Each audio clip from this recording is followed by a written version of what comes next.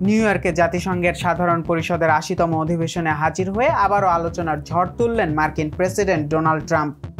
জাতিসংঘকে কড়া ভাষায় আক্রমণ করে তিনি প্রশ্ন ছুড়ে দিলেন, এই সংস্থার আসল কাজটাই বা কি? ট্রাম্প দাবি করেন, গত কয়েক বছরে বিশ্বজুড়ে ৬০টি বড় সংঘাত ঠেকিয়েছেন তিনি নিজ হাতে। তার ভাষায়, জাতিসংঘ কিছুই করেনি, আমাকে একাই করতে হয়েছে সব।